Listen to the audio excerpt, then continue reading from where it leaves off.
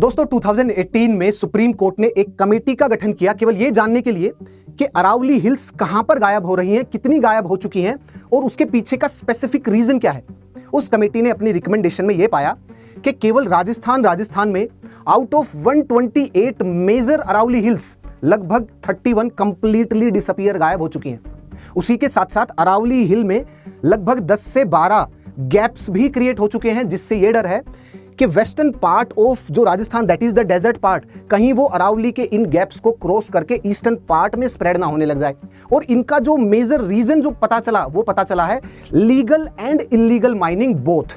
Now the recent Supreme Court judgment जिसने ये accept किया कि central empowered committee on Aravalli की रिकमेंडेशन कि we would be considering the part of Aravalli only those hill जिनकी height लगभग 100 मीटर से ज्यादा है। This is a regressive step.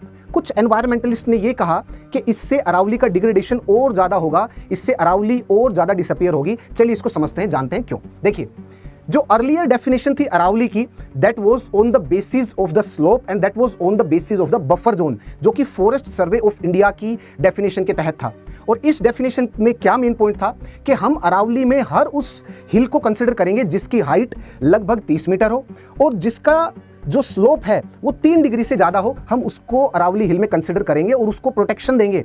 और हम उसको प्रोटेक्ट करेंगे इलीगल माइनिंग से, इंक्लूडिंग द लीगल माइनिंग भी लिमिटेड अमाउंट में हम कंसिडर वहां पर करेंगे। लेकिन अभी जो रिसेंट अप्रोच जो एक्सेप्ट की है उसके तहत क्या है, 100 मीटर एलिवेशन उसी को हम लोग अरावली में कंसिडर करेंगे। This led to nearly 90% of the small hills वो अब अरावली का पार्ट ही नहीं रहेंगे और उससे उनको लीगल और इलीगल माइनिंग से लीगल प्रोटेक्शन नहीं मिल पाएगा।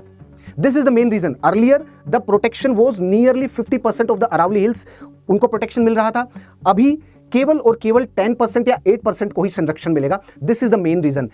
You please tell me in the comment section, आप बताइएगा कि क्या ये एक्सेप्टेंस सही है या गलत है।